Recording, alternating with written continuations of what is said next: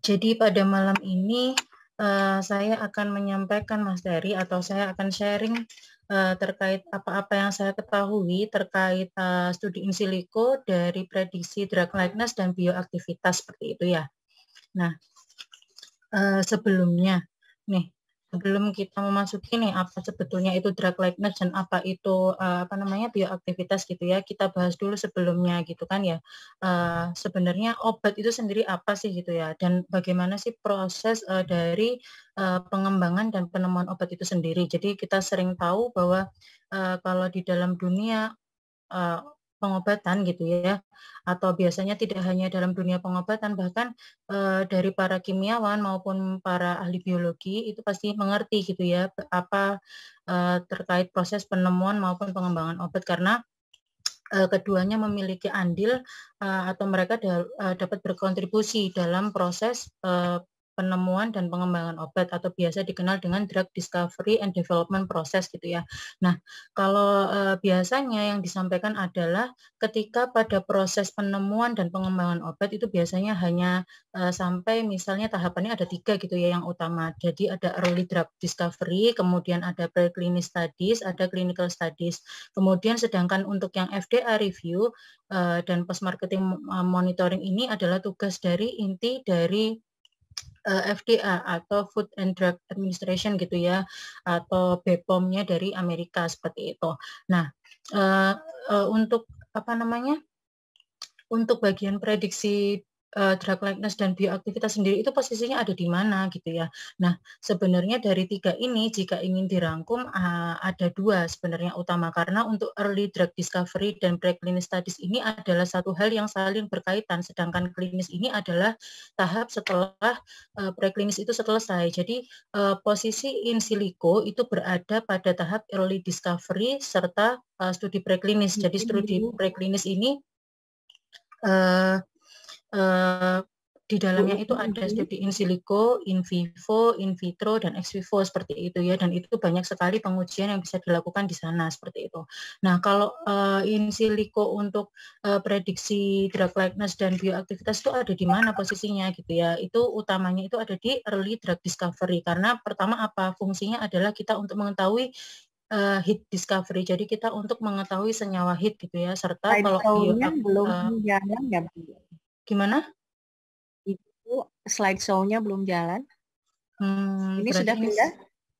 nggih, Belum? sudah pindah, baru 1 slide itu. Ya, Mungkin sudah kan? ini sebentar, sepertinya Ya, ini nggak usah slide saya 2 belum. slideshow. Nggih, biasanya memang sering seperti itu nggih, mohon maaf. Ya, silakan, Bu. Sebentar, nggih.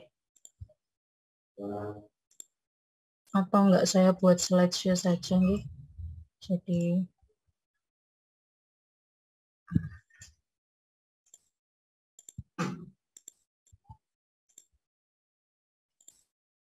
mungkin seperti ini saja. Sudah kelihatan nggih Bu Mary? Sementara belum, Bu. Oh, masih Nah, belum? sudah mulai. Nah, Sudah? silakan. Oke. Sudah ada. Sudah, Bu. Lanjut, Bu. Iya. Nggih. Jadi tadi masih pada slide pertama ya, belum jauh-jauh seperti itu. Jadi ini ya, jadi kalau untuk proses penemuan obat itu ada 3 gitu ya, yang dilakukan oleh para peneliti. Kita sebagai para peneliti itu ada tiga tahapan di sini ya, pada posisi early drug discovery, kemudian ada studi preklinis dan ada studi klinis. Sedangkan untuk tahap selanjutnya FDA review maupun post market monitoring ini adalah tugas dari FDA sendiri gitu ya.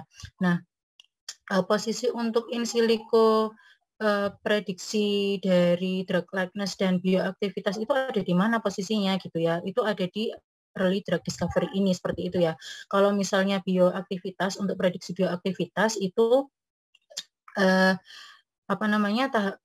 prosesnya itu untuk apa gitu ya, untuk mengetahui senyawa kita itu aktifnya itu untuk apa, untuk dalam pengobatan apa, seperti itu. Jadi itu, kontribusinya ada di target identification and validation gitu ya. Sedangkan kalau prediksi drug likeness itu apa gitu ya, itu ada di tahapan, di sini tapi ujungnya itu, ada dasarnya di hit discovery seperti itu ya. Itu apa namanya, tidak terbatas hanya pada hit discovery tapi nanti juga sampai ke lead optimization juga gitu ya. Nanti setelah ini akan kita pelajari sebenarnya di dalam drug likeness itu kita akan mempelajari apa, seperti itu nggih.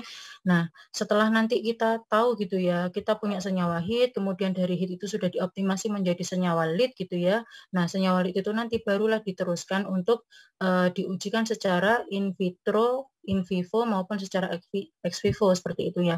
Nah, kalau misalnya senyawa kita itu sudah terbukti gitu ya, aktif, terbukti dia itu, apa namanya, sudah ditemukan, apa namanya, formulasinya yang benar, maka itu baru dilakukan pengujian, secara klinis, seperti itu. Nah, di secara klinis itu tadi, itu, ketika diujikan secara klinis itu ada tahapannya lagi gitu, dan setahu saya di dalam, pengujian klinis itu ada sampai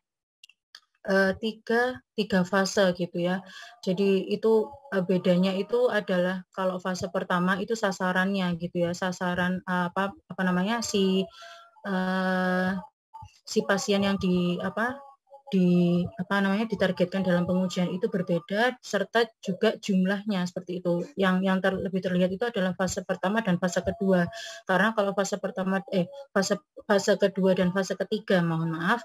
Jadi kalau fase kedua dan fase ketiga ini sama-sama targetnya adalah pasien yang mengidap penyakit yang, ingin disembuhkan dengan senyawa yang ditemukan gitu ya. Tapi bedanya adalah jumlahnya. Kalau fase kedua itu lebih sedikit daripada fase ketiga, seperti itu. Nah, izin. kemudian nggih, nggih.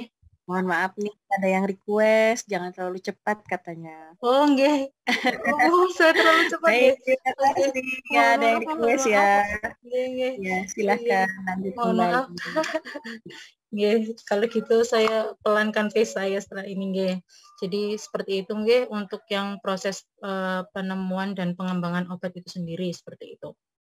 Nah, selanjutnya adalah kita mengenal gitu ya, sudah tahu bagaimana proses dari penemuan dan pengembangan obat itu sendiri. Terus lantas obat itu apa gitu ya? Yang sebenarnya yang dimaksud obat itu apa? Obat itu adalah suatu substansi atau katakanlah dia tidak hanya senyawa ya, karena bahkan, apa namanya, ketika dalam pengobatan pun vaksin itu dia bentuknya bukan senyawa gitu ya. Karena dia bentuknya adalah, virus-virus yang dilemahkan gitu. Jadi obat itu sebutannya adalah untuk substansi yang dia itu memiliki akses ke dalam sisi aktif gitu ya. Artinya sisi aktif itu maksudnya adalah targetnya. Jadi ada target penyembuhannya setelah melalui jalur di dalam tubuh manusia itu. Sehingga ketika dia sudah mencapai targetnya, maka dia, dapat menghasilkan fungsinya gitu ya, fungsinya secara farmakologis seperti itu. Eee, jadi seperti ini ya maksudnya. Jadi ketika si obat itu tadi dalam jumlah tertentu atau dosis yang sudah ditentukan tadi gitu ya, kalau sebelum, pengujian klinis tadi kan, sudah ditentukan dulu dosis yang aman serta efektif untuk penyembuhannya itu seberapa banyak, seperti itu. Jadi ketika dosis senyawa itu sudah dimasukkan gitu ya ke dalam tubuh manusia, maka dia akan masuk ke dalam sirkulasi gitu ya, sirkulasi di dalam tubuh manusia. Sehingga, dari panjangnya sirkulasi gitu ya, kelihatannya pendek mungkin secara apa namanya, secara klinis kita itu kan pendek sepertinya ya, tapi di dalam tubuh itu sebenarnya banyak sekali, proses-proses yang terjadi di sana. Kemudian, setelah dia masuk ke sirkulasi gitu ya, sirkulasi di dalam tubuh, maka dia akan mencapai sisi aksinya, maksudnya adalah targetnya si senyawa itu, setelah melalui sirkulasi di dalam tubuh, dia akan mencapai targetnya gitu ya, target yang dia ingin sembuhkan, seperti itu. Nah, setelah sampai ke targetnya, jadi tahapan dari si obat ini tadi, dari dosisnya sampai ke targetnya, sisi targetnya itu disebut, dengan, farmakokinetika, seperti itu. Nah, sedangkan ketika si obat ini tadi sudah sampai di targetnya, kemudian dia menghasilkan fungsinya, jadi dia dia beraksi di situ ya. Dia beraksi artinya dia berinteraksi dengan reseptor targetnya di dalam tubuh itu, kemudian dia menghasilkan suatu respon. Respon di sini yang biasanya kita kenal dengan efek farmakologis atau aktivitas biologis seperti itu ya, yang biasanya kita tahu, atau juga bioaktivitas seperti itu. Nah, ini pada sisi ini disebut sebagai farmakodinamika seperti itu. Nah, sebenarnya, dari 2 hal ini ya, jadi ini itu adalah seperti, fase perjalanan obat atau nasib obat di dalam tubuh gitu ya. Jadi seketika obat itu kita konsumsi, seketika obat itu dipakai oleh pasiennya gitu ya, si orang penderitanya, itu apa yang terjadi di dalamnya, itu ada 2 hal gitu ya. Ada yang disebut farmakokinetik dan farmakodinamik yang sudah saya jelaskan tadi. Jadi kalau farmakokinetika itu, mudahnya itu adalah nasib obat di dalam tubuh manusia. Jadi si obatnya itu akan mengalami apa saja di dalam tubuh manusia seperti itu. Nah, biasanya itu disingkat dengan LATMI atau ADMI gitu ya. LATMI itu singkatan dari liberation, absorption, metabolism, distribution, dan excretion. Nah, untuk liberation itu ada yang dia mengistilahkannya dipisah dengan absorption, ada yang dijadikan satu, sehingga maka saya tuliskan di sini ada LATMI atau ada ADMI saja seperti itu. Oke. Nah, kemudian apa saja gitu ya. Nah, kalau liberation itu tadi, itu tuh maksudnya apa? Jadi liberation itu adalah proses di mana obat itu kan tadi ketika pada proses pengembangan obat tadi kan sudah saya sampaikan bahwa si obat itu akan melalui proses formulasi seperti itu ya. Nah, formulasi itu jadi selama ini obat-obat yang kita konsumsi itu tidak murni hanya senyawa kita saja isinya, karena dia pasti ada kalau istilahnya biasanya adalah drug delivery-nya, jadi ada pengantarnya gitu ya. Karena kan di dalam tubuh itu si obat itu akan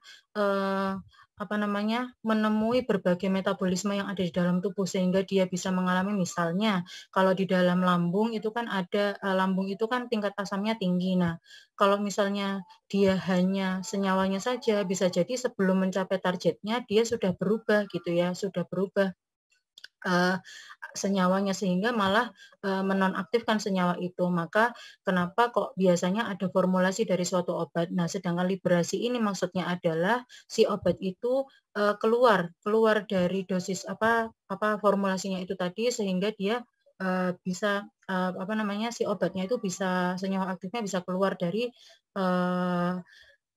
formulasi yang dibuat itu tadi. Kemudian diabsorpsi gitu ya. Diabsorpsi setelah tadi keluar, diliberasi gitu, diabsorpsi. Diabsorpsi ini dia mengalami ini tadi, dia bertemu dengan dinding-dinding lambung itu tadi ya, sehingga ketika absorpsi artinya dia dari sistem pencernaan dia itu masuk ke pembuluh darah seperti itu. Nah, setelah diabsorpsi ada absorpsi ini nanti ini termasuk setelah dia masuk ke pembuluh darah, maka dari pembuluh darah itu kan yang akan beredar ke seluruh tubuh sehingga nanti si senyawa aktif itu tadi akan sampai ke targetnya, seperti itu. Nah, setelah dia sampai target itu tadi ada proses apa? Metabolisme, dan di metabolisme ini adalah suatu proses di mana senyawa aktif itu gitu ya, setelah dia melakukan aktivitasnya di targetnya gitu ya, ataupun kadang kan ada senyawa-senyawa yang tidak 100% dia itu aktif gitu ya, tidak semua jumlah obatnya itu digunakan atau dia beraksi di dalam tubuh, maka pasti ada yang setelahnya itu ada dibuang gitu ya, setelah dia bekerja ataupun yang tersisa itu tadi akan dibuang. Nah, pada proses metabolisme ini si senyawa obat itu akan dirubah ke dalam fraksi-fraksi yang dia itu mudah untuk diekskresikan nanti, seperti itu. Nah, kalau distribusi ini tadi maksudnya adalah yaitu tadi setelah diabsorpsi dari sistem pencernaan maka masuk ke pembuluh darah. Nah, distribusi ini maka dia akan dibawa oleh aliran darah gitu ya ke seluruh tubuh seperti itu. Nah, setelah di metabolisme, biasanya metabolisme itu termasuk dalam metabolisme utamanya adalah liver, tapi kan yang lain itu juga ada di ginjal seperti itu sehingga nanti diekskresikan baik itu melalui urin ataupun feses seperti itu.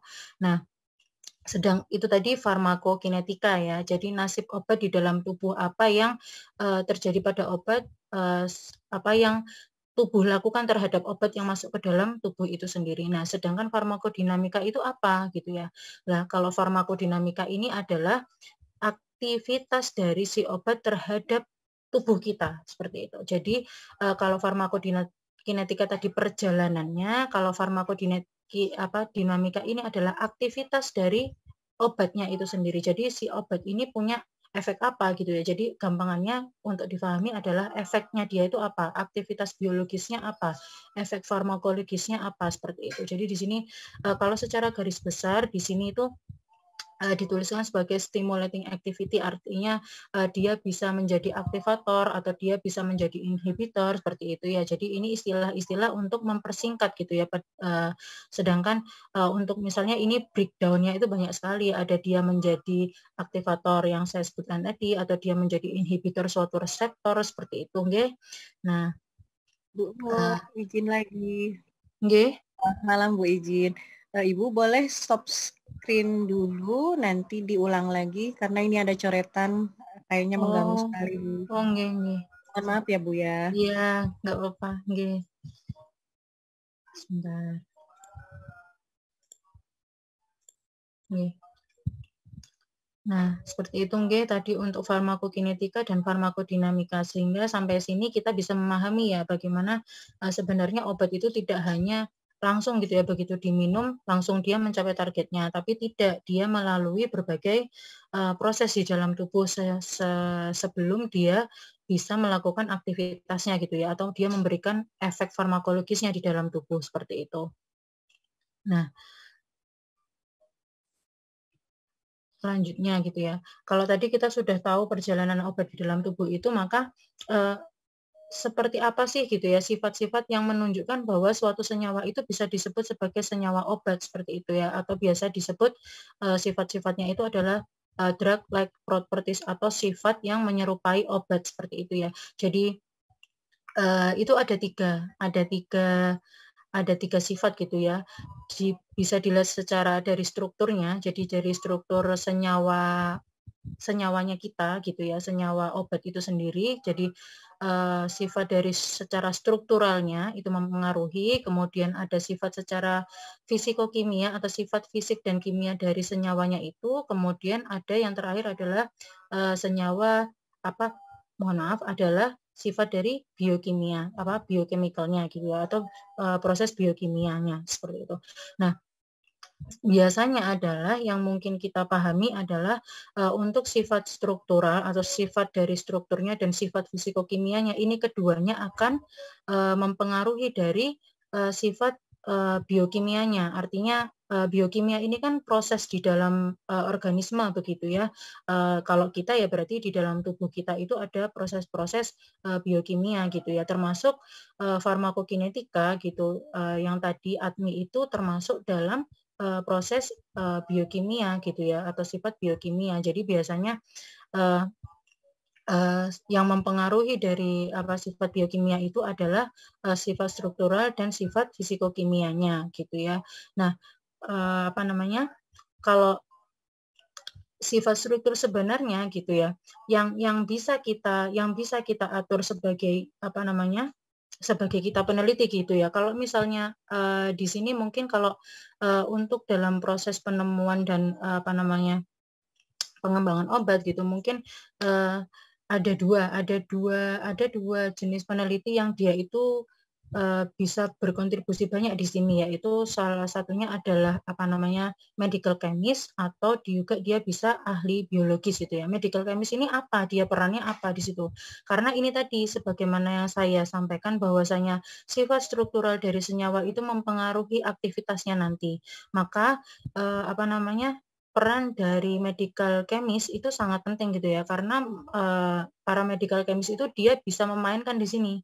Jadi mereka itu bisa memainkan struktur dari kimianya sehingga nanti bisa menghasilkan sifat fisikokimia yang diinginkan, sehingga nanti memaksimalkan dari biokimianya, sifat biokimia atau efek-efek farmakologisnya, seperti itu.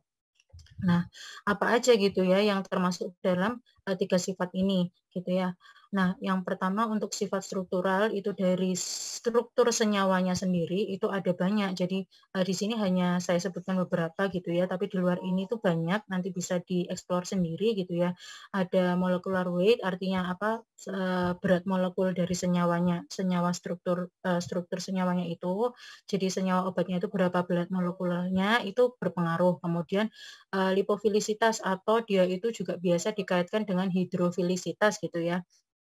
Kemudian ada bagian-bagian dalam struktur itu yang dia itu bisa berpotensi untuk membentuk ikatan hidrogen gitu. Itu juga mempengaruhi. Kemudian ada polar surface area, kemudian bentuk atau shape secara 3 dimensinya itu juga mempengaruhi karena mungkin yang kita ketahui di dalam yang kita pelajari, yang kita lihat ini mungkin bentuk struktur dalam bentuk 2 dimensi, tapi pada kenyataannya di alam bahkan di tubuh kita gitu ya, itu bentuknya itu tidak 2 dimensi gitu ya. Bentuk senyawa itu tidak 2 dimensi, tetapi 3 dimensi seperti itu. Maka kenapa di sini bentuk itu termasuk mempengaruhi dari keserupaan suatu senyawa itu bisa disebut sebagai obat atau tidak, seperti itu ya. Kemudian kalau reaktivitas ini dari reaktivitas molekularnya, kemudian kalau pKa ini dia itu terkait dengan jumlah gugus fungsi yang dia itu mudah untuk diionisasi, seperti itu pKa seperti itu ya.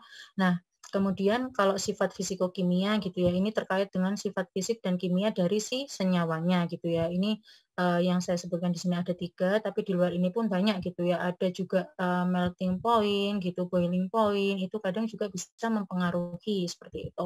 Jadi di sini ada solubility atau kelarutannya, kemudian ada permeability gitu ya, kemudian ada chemical stability gitu ya. Solubility ini apa gitu ya, karena perlu kita pahami, perlu kita ingat bahwa manusia itu kan sebagian besar penyusun dari manusia itu kan adalah air gitu ya, terutama darah. Dan lagi bahwa tadi dari proses ADME distribusinya gitu ya, ketika si obat si obat itu masuk dalam fase distribusi, perlu diingat bahwa yang mendistribusikan itu adalah darah seperti itu.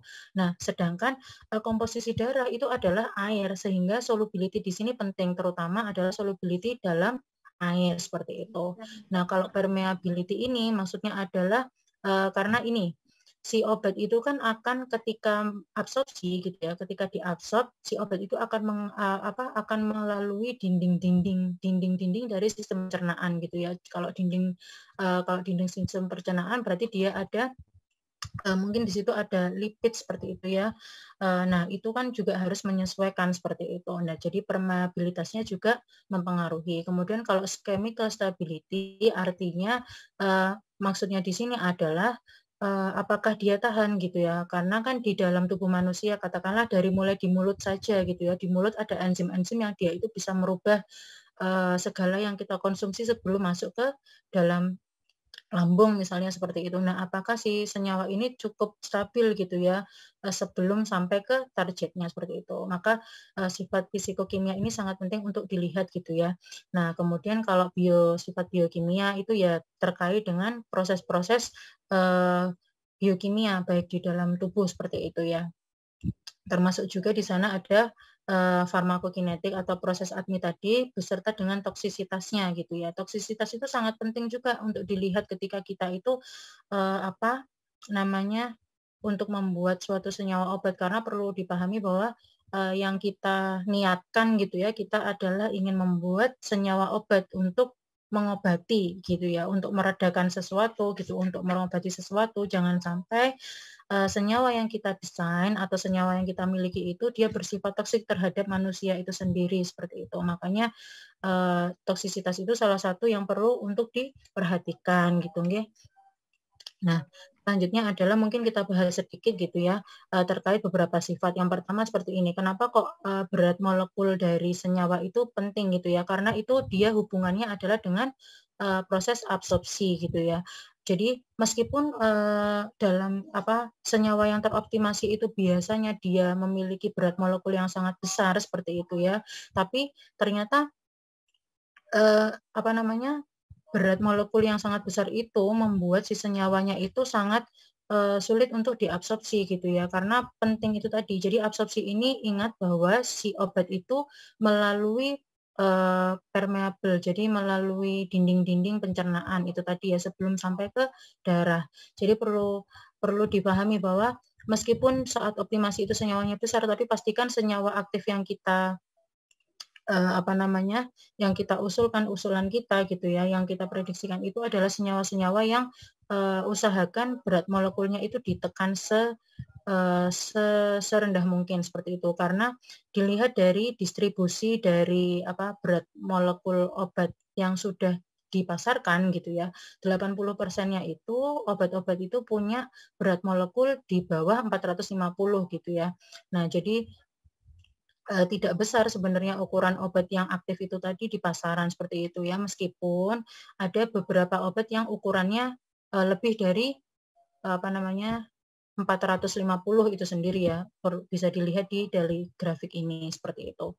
Nah, kemudian dari lipofilisitas gitu ya. Kalau lipofilisitas ini perannya adalah untuk apa? Kalau lipofilisitas itu untuk melihat ini biasa disebutkan dengan log P. Jadi nilai log P atau dia itu adalah P di sini adalah koefisien partisi. Jadi partisi yang di sini adalah partisi antara fraksi dari N-oktanol dengan air gitu ya. Jadi untuk dari fase non polarnya dengan fase polar gitu tadi ya. Nah, lipofilisitas tadi sebagaimana yang saya sampaikan dia itu berkaitan dengan juga dengan hidrofilisitas seperti itu.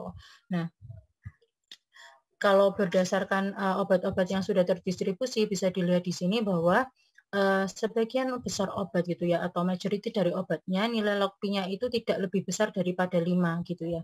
Kalau berdasarkan prediksinya gitu ya. Maka biasanya nanti yang digunakan untuk sebagai patokan atau standar untuk nilai log P itu tidak lebih besar daripada 5 karena bisa dilihat di sini distribusi nilai log P dari obat-obat yang sudah dipasarkan itu biasanya dia adalah di bawah 5 seperti itu. Nah, kemudian ada kelarutan gitu ya, sifat fisikokimianya gitu ya, atau biasa dilambangkan dengan log S seperti itu. Nah, ya ini perannya apa? Jadi kalau di solubility ini nanti kita yang kita akan pelajari nanti, yang kita akan diskusikan nanti terkait dengan kelarutannya di dalam air gitu ya, karena menyesuaikan, karena nanti si obatnya itu kan akan digunakan ditujukan untuk kemaslahatan manusia gitu yang menggunakan manusia dan manusia itu tubuhnya tadi air gitu kan, makanya kenapa kita memprediksikan kelarutannya pun di dalam air. Tidak hanya melihat untuk nanti ketika penggunaannya pada manusia gitu ya, karena pada kenyataannya sendiri ketika nanti kita melakukan pengujian secara in vitro gitu ya ataupun secara in vivo itu nanti kelarutan itu sangat berpengaruh gitu ya. Sebagaimana yang pernah saya alami sendiri ketika melakukan pengujian dari senyawa aktif seperti itu ya. Kebanyakan masalah mereka itu adalah ada pada poin kelarutan gitu ya. Kelarutan ketika pengujiannya sehingga itu yang menghambat proses dari pengujian baik secara in vitro maupun in vivo seperti itu ya. Nah, kalau dilihat dari distribusi log S dari senyawa-senyawa yang sudah dipasarkan gitu ya, 80%-nya itu dia punya nilai log S yang lebih besar daripada -4. Nah, ini nanti yang digunakan sebagai standar seperti itu ya, ketika melakukan prediksi terhadap sifat kelarutan atau solubility seperti itu. Nah, kemudian kalau kita tadi sudah berbicara tentang drug-like atau sifat-sifat bagaimana suatu senyawa itu bisa disebut mirip sebagai senyawa obat seperti itu ya. Kemudian drug-likeness sendiri itu apa gitu ya. Kalau drug-likeness itu ya gampangnya atau untuk mudah dikenali itu adalah dia hanya term atau dia hanya istilah yang digunakan gitu ya untuk istilah untuk senyawa-senyawa yang dia itu yang senyawanya ini berkaitan dengan bioavailabilitasnya gitu ya, kemampuannya dia sebagai senyawa obat. Jadi drug likeness seperti itu. Jadi dia hanya term bagaimana menyebut suatu senyawa yang dia itu mirip dengan obat atau drug like acceptance gitu ya. Gitu. Seperti itu. Nah, biasanya dan senyawanya apa dan drug likeness ini biasanya bisa dihitung, dikalkulasi secara apa namanya? Secara in silico mereka itu bisa dikalkulasi sehingga muncul skor. Jadi kalau misalnya yang saya tahu itu jadi kan pasti di dalam in silico itu kan banyak apa namanya metode komputasi ya. Jadi di sana itu dibangun apa namanya suatu metode komputasi gitu ya, atau secara matematis, secara perhitungan gitu. Biasanya mereka membangunnya menggunakan database, kemudian dibuat menjadi deskriptor, kemudian itu yang dibuat untuk apa namanya deskriptor atau fingerprint seperti itu ya. Nah itu nanti sehingga mereka convert dari apa namanya dari fingerprint atau deskriptor itu tadi menjadi sebuah nilai gitu. Termasuk kalau drug likeness ini biasanya apa namanya yang kita peroleh nanti dari drug likeness itu adalah nilai gitu ya, berapa sih besaran dia itu mirip apa mempunyai keserupaan gitu ya, atau serupa sebagai senyawa obat itu berapa gitu ya. Biasanya scoring munculnya seperti itu. Nah, untuk drug likeness sendiri gitu ya, itu biasa dikaitkan dengan beberapa kriteria gitu ya.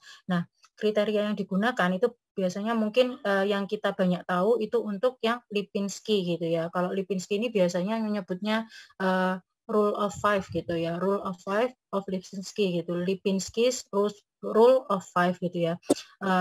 Rule of five itu meskipun dia sebenarnya kriterianya nggak berjumlah 5 gitu, tapi mungkin ini bisa diketahui bahwa apa namanya si standarnya, nilai standarnya itu ya kelipatan 5 gitu ya. Jadi ini misalnya berat molekulnya tidak lebih besar daripada 500, kemudian nilai log P atau lipofilisitasnya tidak lebih besar daripada 5, kemudian HBA ini adalah akseptor dari ikatan hidrogen, sedangkan HBD ini adalah donor ikatan hidrogen seperti itu ya.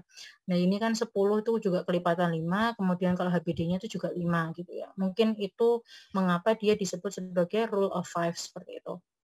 Nah, di samping Lipinski itu sebenarnya juga ada gitu ya, ada kriteria-kriteria yang diterima gitu ya untuk memfilter ceritanya. Jadi fungsi dari apa namanya kriteria ini adalah memfilter apakah si senyawa kita gitu ya, yang biasanya yang kita percaya bahwa senyawa itu misalnya senyawa baru gitu ya, senyawa yang baru ditemukan seperti itu. Nah, apakah dia itu menurut kriteria dari senyawa obat yang sudah ada, apakah dia itu masuk dalam kriteria senyawa obat atau bukan seperti itu. Nah, kita bisa gunakan kriteria-kriteria ini gitu ya. Tapi yang umum digunakan itu biasanya ya Lipinski yang banyak dikenal seperti itu. Nah, tapi perlu digarisbawahi bahwa ketika senyawa-senyawa itu masuk ke dalam kriteria dari salah satu atau kelimanya ini, maka dia itu adalah senyawa untuk obat-obatan yang akan diadministrasikan secara oral gitu ya, secara oral seperti itu. Jadi ini khusus kriteria untuk senyawa-senyawa obat oral seperti itu ya. Nah, kemudian mungkin ini selanjutnya kalau untuk prediksi drug likeness itu biasanya kalau saya pribadi itu seringnya menggunakan Molsoft atau dengan Swiss Army gitu ya. Nah, ini saya contohkan dulu gitu ya. Kalau misalnya tadi kan dari yang ini tadi kita tahu bahwa apa namanya kriteria ini untuk senyawa obat yang diadministrasikan secara oral. Lantas gimana kalau misalnya ada nggak kriteria untuk senyawa yang dia itu tidak untuk oral seperti itu ya. Mungkin nanti bisa kita pelajari setelah ini. Jadi ini di sini misal dengan menggunakan Molsoft dan Swiss Army gitu ya. Di sini saya contohkan yang pertama dulu. Jadi ada 2 senyawa gitu ya. Ini yang pertama saya contohkan ini adalah obat untuk anti kanker gitu ya. Obat anti kanker lenalidomida gitu ya. Nah, jadi kalau di Molsoft itu nanti bisa masuk di molsoft.com gitu ya. Nanti kita bisa dengan di situ ada drawing panelnya gitu. Jadi nanti kita bisa masuk nanti coba sekilas saya praktekkan gitu ya. Nah, ini gitu kan. Nanti bisa dilihat yang dikeluarkan di sini adalah sifat-sifat dari sifat strukturalnya gitu. Jadi ada sifat strukturalnya dan ada juga sifat fisikokimianya seperti apa ini solubility-nya di sini dia ada seperti itu ya. Nah, Kemudian dia di sini juga memberikan skor dari drug drug likeness-nya gitu ya. Kalau di sini bisa kita lihat gitu ya. Kalau yang warnanya hijau itu menunjukkan dia itu adalah grafik untuk senyawa yang bukan obat gitu ya. Kalau yang biru itu untuk grafik senyawa yang obat gitu. Nah, kalau grafik yang ini ya jelas ini dari database mereka, tapi kita yang berfokus adalah yang poin merah ini. Jadi di garis merah ini itu menunjukkan senyawanya gitu ya. Di mana senyawanya ini kalau misalnya dia nilainya di atas 0, maka dia itu terklasifikasi sebagai senyawa yang senyawa obat. Kalau misalnya di bawah 0 ya dia senyawa yang non obat seperti itu. Nah, kita bisa lihat di sini, misal kita menggunakan ini ya, kita lihat dari 2, misalkan dari 5 itu kita ambil 2, misalkan dengan menggunakan Lipinski dan Weber gitu ya. Nah, dari berat molekulnya tidak lebih besar daripada 500, dia lebih kecil daripada 500. Kemudian nilai log P-nya itu di bawah 5, dan ini bisa dilihat dia di bawah 5. Kemudian HbA-nya di bawah 10, jadi HbA-nya dia 3, kemudian HbD-nya di bawah 5. Dia berarti dia juga di bawah 5 ya, jadi di sini 3. Maka secara Lipinski dia itu bisa cocok menjadi obat yang diadministrasikan secara oral. Begitu juga dari secara Weber ini ya, dari lihat TPSA-nya itu kan di bawah 140 gitu ya. Di sini ada PSA gitu ya. Karena kan kalau misalnya jangan terlalu bingung gitu ya ketika melihat lambang atau nama-nama yang digunakan dari suatu laman prediksi yang ditampilkan itu kadang berbeda-beda, karena perlu dipahami bahwa bagaimana mereka membangun suatu metode komputasional untuk menghitung prediksinya itu pasti mereka punya metode komputasional masing-masing gitu ya. Makanya kenapa kadang ya penyebutannya pun beda gitu. Kalau mau dipelajari lebih lanjut nanti bisa dibaca dari keterangan yang ada di lamannya itu ya. Jadi di lamannya di sana memberikan sehingga kalau mau dipelajari lebih lanjut bisa gitu ya. Nah, karena ini tadi kan kita tahu bahwa kalau diidentifikasi satu-satu ternyata dia memenuhi gitu kan ya. Nah, karena memenuhi maka secara bisa dilihat ketika ini kan obatnya itu sudah dipasarkan ya, ternyata di pasaran pun wujudnya benar, jadi dia memang obat untuk oral gitu ya, dia bentuknya kapsul, otomatis kapsul kan selalu diminum gitu ya, berarti kan dia melalui oral gitu ya, seperti itu. Nah, ini yang saya contohkan pertama yang dengan menggunakan prediksi dengan menggunakan MolSoft. Nah, yang kedua saya contohkan dengan menggunakan SwissAdmi gitu ya. Nah, kalau SwissAdmi di sini mungkin akan lebih detail dan lebih jelas gitu ya. Jadi kalau di SwissAdmi ini nanti kita akan disajikan pertama ini bioavailabilitas dari radar. Jadi radar bioavailabilitas. Jadi bioavailabilitas di sini radar ini kayak untuk kita itu untuk penglihatan awal gitu. Kalau dilihat dari sini senyawa kita itu termasuk senyawa yang mirip obat atau enggak seperti itu ya. Nah, kalau di SwissAdmi ini kan kelihatan di sini ada segi 6 merah. Nah, kalau berdasarkan prediksinya SwissAdmi gitu ya, kalau dia diklasifikasikan sebagai senyawa obat apabila dia masuk ke dalam siku merah yang warna merah muda ini. Sedangkan kalau misalnya ada 1 atau 2 poin saja gitu ya, yang keluar dari sisi merah ini kadang tidak diklasifikasikan sebagai senyawa yang bukan obat seperti itu. Nah, ini tadi kalau di SwissAdmi akan lebih lengkap ya. Jadi di sini dia menyajikan sifat fisikokimianya. Jadi ada yang menyebutnya sifat struktural, ada yang menyebutnya sifat fisikokimia gitu. Karena sifat struktural sendiri itu sebenarnya sifat kimia. Jadi sifat struktur kimianya seperti itu ya. Jadi di sini dia ada formulanya, ada berat molekulnya gitu ya, ada HbA, HbD-nya, kemudian ada refraktivitasnya, ada juga PSA. Nah, kalau tadi di MolSoft kan dengan menggunakan mol PSA. Nah, kalau di sini pakai TPSA gitu ya, sama saja, tetap saja itu adalah untuk nilai prediksi dari polar surface areanya seperti itu. Nah, kemudian kalau lipofilisitasnya di SwissAdmi ini dia menyajikan beberapa jenis gitu ya. Jadi ada I-log P, ada X-log P3, ada W-log P, ada M-log P, ada silikosid gitu ya. Nah, ini bedanya itu apa gitu ya. Setelah dibaca di jurnal rujukan dari lamannya ini gitu ya, ternyata ini sama-sama memprediksikan untuk lipofilisitas dari si senyawa ini, tapi yang membedakan adalah lagi-lagi metode komputasional dari perhitungannya itu gitu ya. Tapi meskipun dia si Swiss Admi ini menyajikan apa namanya 5 nilai log P dengan metode komputasional yang berbeda itu tadi ya, tapi dia tetap menghitung konsensus log P-nya gitu, atau dia ini rata ya average score-nya dari kelimanya ini seperti itu. Nah, kemudian ini kalau di Swiss Admi dia menyajikan prediksi untuk kelarutan di dalam airnya gitu ya. Kenapa kok ada 3? Yaitu lagi tadi dengan menggunakan metode komputasional yang berbeda seperti itu. Nah, kemudian kalau di dalam Swiss Admi ini dia juga menyajikan prediksi dari farmakokinetikanya. Jadi farmakokinetika kalau ini farmakokinetikanya itu ada yang pertama GI absorption, artinya dia adalah absorpsi di GI atau gastrointestinal. Jadi ini di di saluran pencernaan gitu ya. Jadi di sini dia diprediksikan dia penyerapannya tinggi, kemudian triple B permen ini adalah blood barrier BBB. Saya lupa tadi kepanjangannya, kalau nggak salah di sini ada. Ini blood brain barrier gitu ya. Jadi BBB gitu nggih. Jadi ini permean artinya kalau no berarti kan artinya dia itu tidak permeable dari barrier itu gitu. Jadi kalau BBB permean atau permeabilitas ini fungsinya ya kalau misalnya mau mentargetkan obat itu untuk kerjanya di otak, maka perlu dilihat jadi untuk diprediksi ini apakah dia itu permeable dari BBB itu tadi seperti itu ya. Jadi ini tergantung targetnya itu tadi gitu nggih.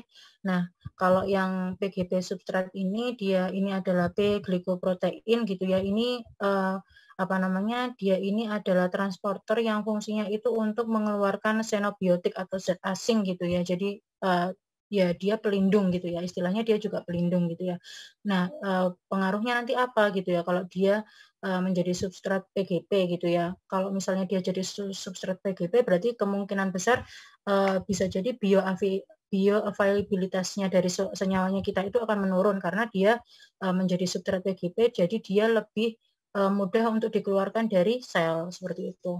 Nah, kalau yang ini CYP ini kalau nggak salah sitokrom ya, isoenzim sitokrom P berapa kayak gitu ya, saya lupa detailnya gitu ya. Ini dia enzim, ya ini hampir sama kerjanya dengan sinergis lah bekerjanya itu dengan P glikoprotein ini. Jadi fungsinya dia juga melindungi gitu ya, metabolisme. Jadi si enzim ini adalah enzim-enzim metabolisme yang fungsinya yaitu tadi, fungsinya metabolisme adalah membuang zat-zat dari dalam tubuh seperti itu ya.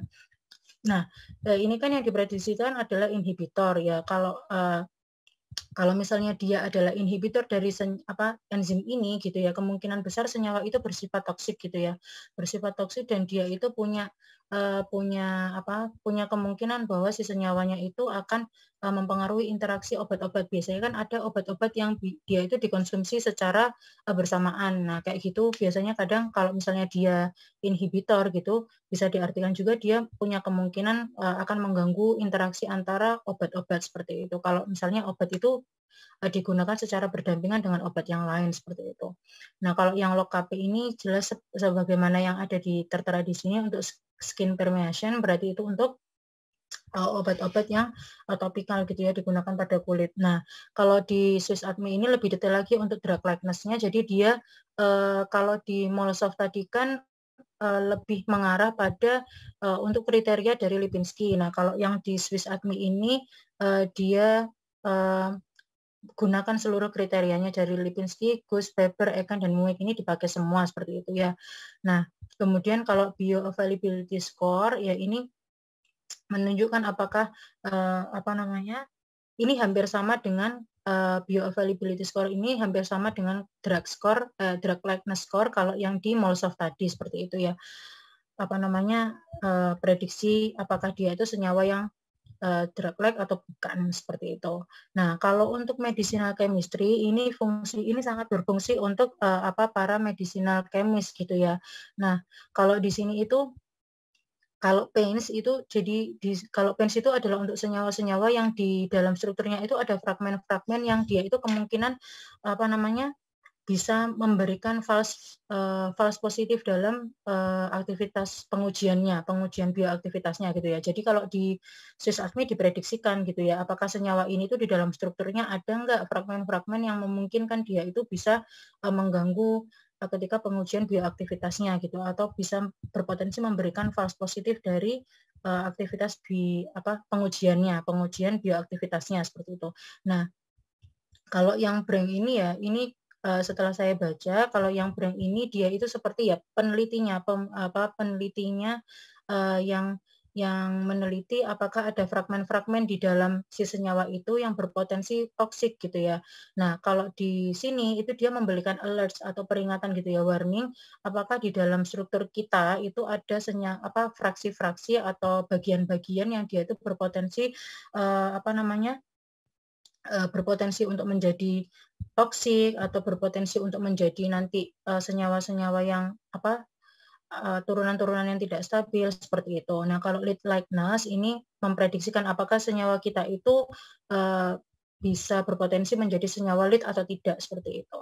Nah, kalau synthetic accessibility itu ya di sini memberikan info apakah senyawa ini itu mudah atau tidak untuk disintesis. Jadi di sini skalanya dari 1 sampai 0 gitu ya. 1 sampai 10 mohon maaf. Jadi kalau mendekati 10 ya berarti tingkat sintesisnya maksudnya yang diprediksikan itu tingkat sintesisnya apakah dia itu sulit atau mudah untuk disintesis seperti itu ya. Nah, kalau ini tadi kan saya contohkan adalah senyawa yang dia dia memenuhi standar dari obat yang diadministrasikan secara oral gitu ya. Nah, kemudian ini saya contohkan misal dari senyawa doxorubicin gitu ya. Nah, ketika dengan Molsoft kita lihat di sini, kalau Molsoft itu langsung kelihatan, jadi dia warnanya langsung merah ini ya ketika dia itu melebihi dari kriteria yang Lipinski buat gitu ya. Nah, di sini kita lihat drug likeness score-nya dia 0,97 gitu ya, karena memang dia senyawanya senyawa obat gitu ya. Karena di sini saya contohkan memang dia senyawa yang sudah terbukti aktif sebagai obat seperti itu. Nah, kalau kita lihat di sini ternyata kok si senyawanya ini tidak memenuhi dari standar Lipinski seperti itu ya, bahkan TPSA-nya pun atau polar surface area-nya pun juga melebihi dari Weber-nya gitu. Maka senyawa ini tidak cocok jika diadministrasikan atau digunakan dengan jalur oral seperti itu. Maka penggunaan doxorubicin itu pada kenyataannya digunakan melalui injeksi seperti itu. Jadi kalau misalnya dia tidak memenuhi persyaratan dari obat-obatan oral, maka dia bisa dialihkan ke jalur yang lain. Salah satunya ya ini tadi injeksi seperti itu. Nah, berdasarkan di SwissADME itu pun juga bisa dilihat gitu ya. Ini dengan prediksinya yang lain, kemudian di drug likeness-nya pun dia juga banyak menghasilkan violation atau pelanggaran terhadap kriteria-kriteria yang dimiliki oleh setiap setiap jenis kriteria gitu ya, punya Lipinski, Guss, Weber, Eigen, dan Mueck itu sendiri seperti itu. Nah, seperti ini berbeda dari kalau misalnya yang senyawa yang pertama tadi, kalau yang si doxorubicin ini ada alertnya di sini ya. Kalau berarti di situ ada bagian apa gitu, ada fragmen apa yang sekiranya dia itu berpotensi untuk kalau misalnya yang PINS tadi berarti potensinya dia itu bisa membuat false positif seperti itu ya. Jadi ini anggapannya kita anggap bahwa si doxorubicin ini kalau misalnya diprediksikan di sini anggapannya dia belum diujikan secara klinis gitu ya. Jadi kayak warning untuk kita gitu, untuk kita yang menelitinya seperti itu. Jadi untuk SwissADME dan Molsoft itu seperti itu, begitu nggih. Nah, selanjutnya kita tadi kan bermainnya adalah di bagian untuk farmakokinetika. Nah, kita masuk sekarang di bagian farmakodinamikanya karena kita akan membahas terkait bioaktivitasnya. Jadi bioaktivitasnya itu menyangkut apa? Jadi interaksi si obat dengan reseptor targetnya gitu ya, sehingga dia bisa memberikan respon atau efek farmakologisnya gitu ya. Nah, bioaktivitas sendiri itu apa gitu kan ya? Nah, bioaktivitas sendiri itu sebenarnya efek gitu ya, efek spesifik yang bisa diperoleh setelah suatu substansi itu mencapai targetnya gitu ya. Jadi efek-efek itu bisa bisa termasuk di dalamnya serapan jaringan gitu ya, serapan jaringan, metabolisme atau fisiologis respon ya. Itu tadi misalnya aktivitas biologis yang kita kenal di antaranya misal antioksidan, anti diabetes, anti kanker dan sebagainya seperti itu ya. Nah, bioaktivitas itu kalau secara wet lab gitu ya, secara lab basah yaitu dia diujikan dengan secara in vitro, in vivo maupun secara ex vivo. Nah, tapi sebelum kita menentukan gitu ya, andai kan kita punya senyawa tapi kita nggak tahu dia ini aktivitasnya apa sebenarnya gitu ya. Sebelum kita ujikan secara in vitro, in vivo maupun ex vivo karena melakukan pengujian ini pun pasti butuh dana gitu ya. Dia tidak serta-merta tidak membutuhkan dana untuk melakukan pengujian ini. Maka mungkin sebelum kita melakukan pengujian wet lab terhadap senyawanya kita, maka kita bisa lakukan prediksinya dulu gitu ya.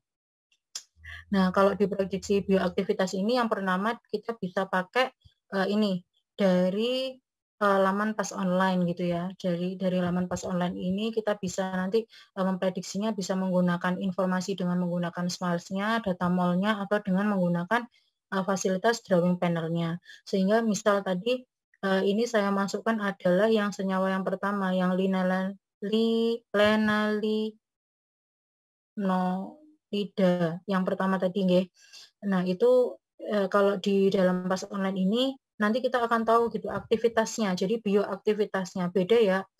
Perlu kita pahami bahwa kita perlu membedakan ketika menyebut bioaktivitas dengan target reseptor. Kalau target reseptor itu berarti langsung penyebutan spesifik pada enzimnya.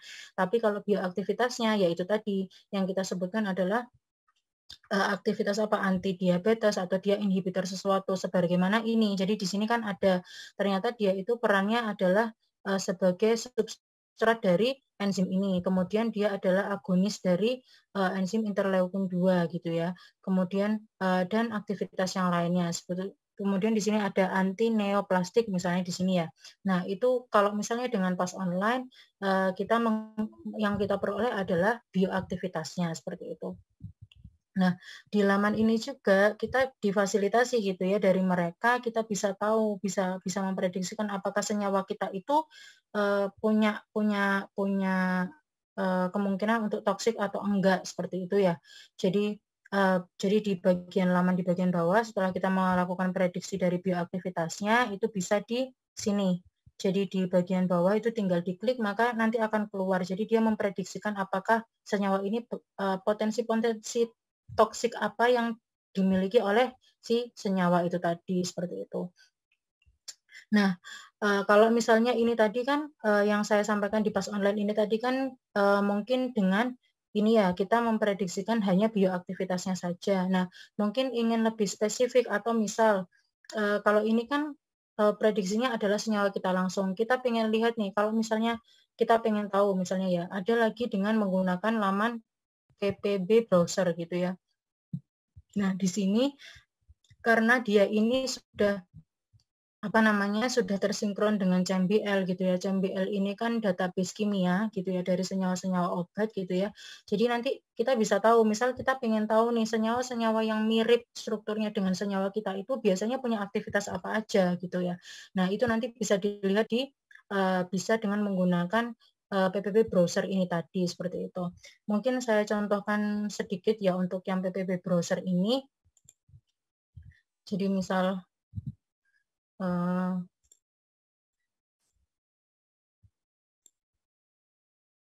jadi misal dengan menggunakan PPB browser gitu ya. Nah, masuk ke browsernya. Kemudian misal ini diklik kanan di sini, misal kita nyari yang senyawa yang itu tadi ya. Kita misalnya mau mencari struktur dari yang saya contohkan tadi kan, coba ini ya. Jadi kita menggunakan data SMILES-nya. Jadi kita kopikan dari sini, di copy, kemudian ini di sini di klik kanan, gitu ya, kemudian di paste dari SMILE-nya gitu. Jadi ini nanti dimasukkan di sini, di accept, maka akan keluar strukturnya gitu ya.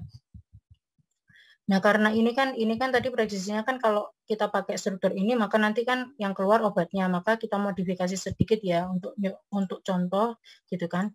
Nah, ini kemudian di-submit, nanti, di sini, akan langsung, masuk ke, apa namanya, langsung ke bridging. Jadi ini seperti bridging langsung ke, database dari CMBL itu tadi gitu, untuk melihat misalnya senyawa-senyawa yang strukturnya mirip sama senyawanya kita itu biasanya dia itu punya aktivitas apa atau target biologisnya itu apa, seperti itu. Jadi bisa dicoba lewat, PBB browser ini tadi, seperti itu.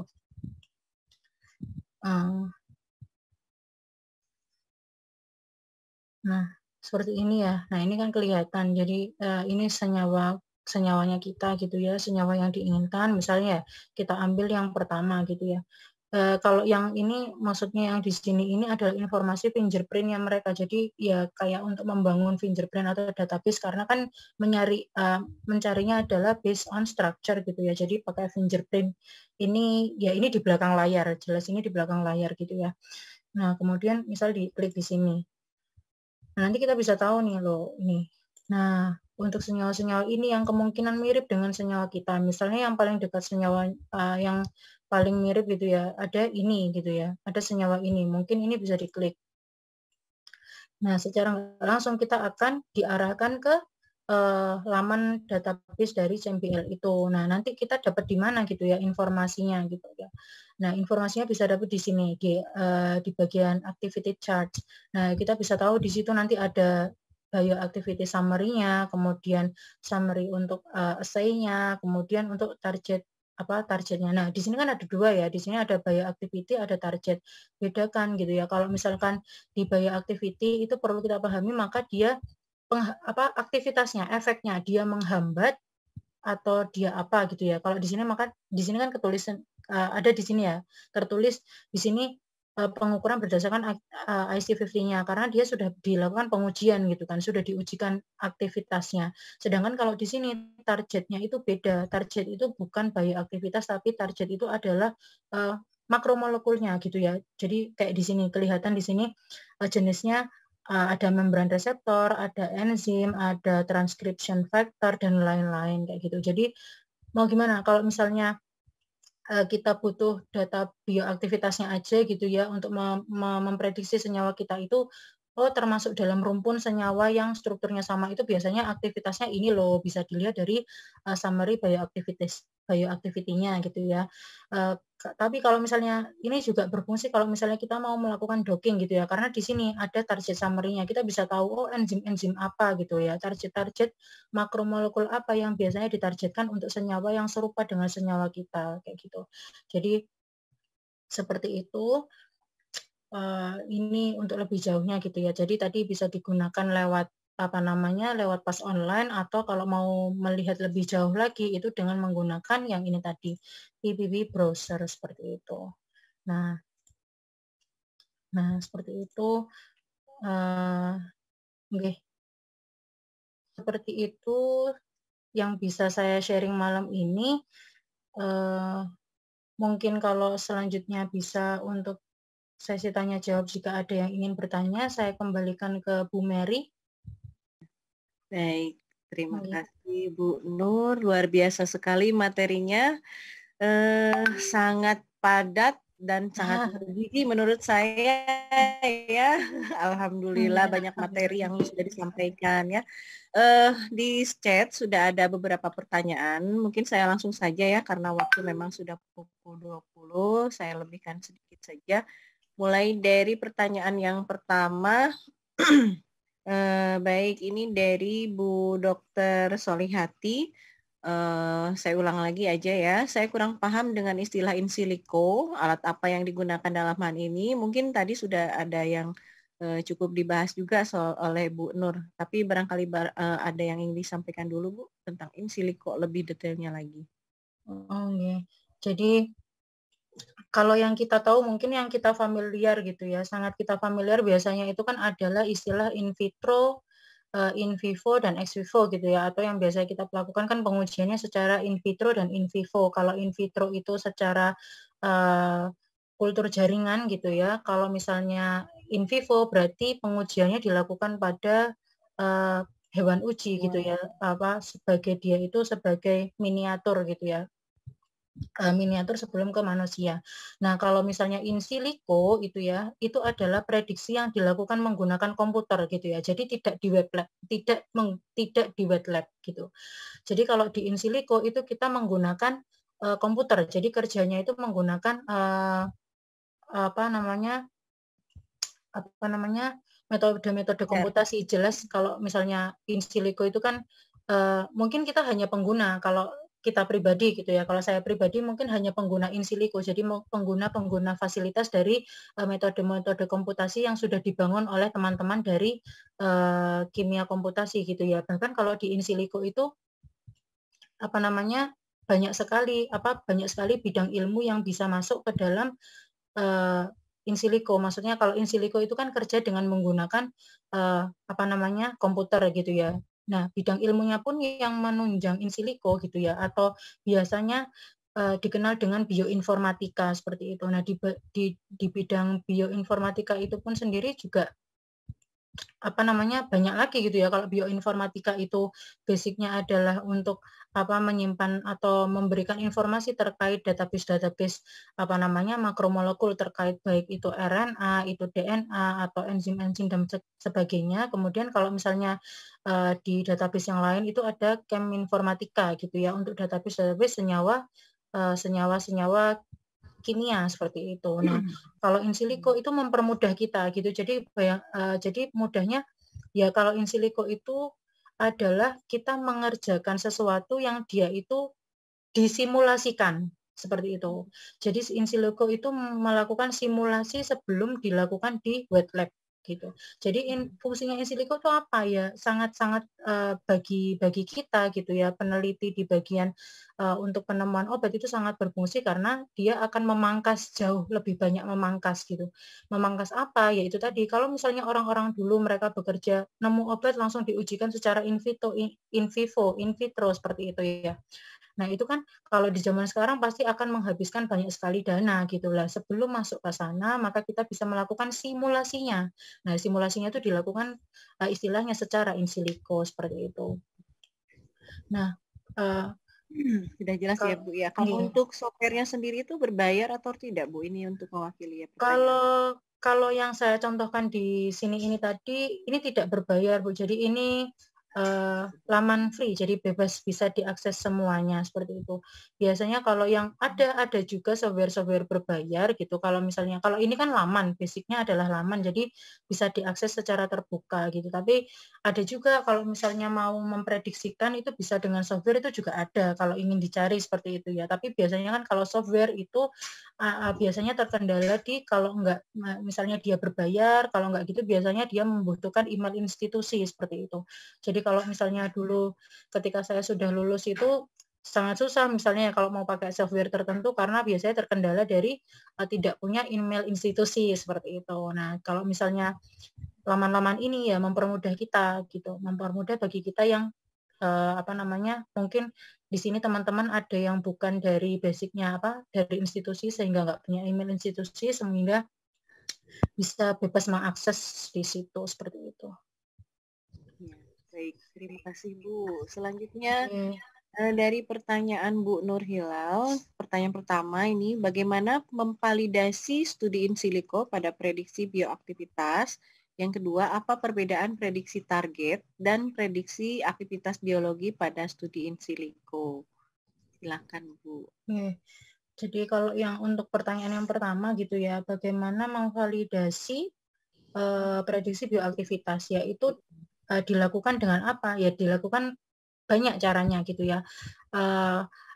Salah satunya dengan menggunakan molecular docking. Jadi molecular docking itu menjadi salah satu proses untuk memvalidasi prediksi bioaktivitas. Jadi kalau ada caranya gitu ya. Jadi ada bisa dengan molecular docking, bisa dengan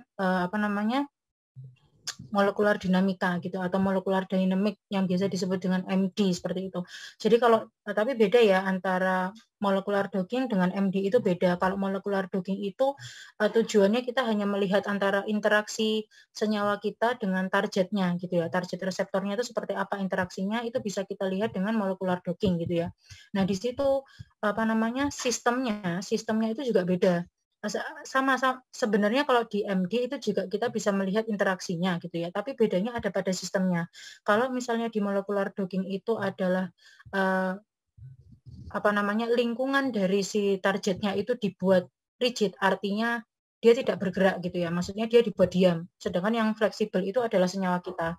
Nah, sedangkan si molecular docking itu molecular dynamic gitu ya atau MD dinamika molekular itu dia lebih mendekati ke arah apa namanya sebenarnya karena kan kalau di dalam tubuh di dalam organisme itu apa namanya si target itu kan tidak diam, dia akan selalu bergerak dan dia itu ada dalam suatu lingkungan pelarut gitu ya. Nah, kalau misalnya di MD itu bedanya seperti itu dengan molecular docking. Jadi biasanya kalau misalnya untuk memvalidasi prediksi bioaktivitas ya dilakukan dengan melihat dengan molecular docking, kemudian dilakukan dengan MD-nya juga dilengkapi dengan data MD seperti itu.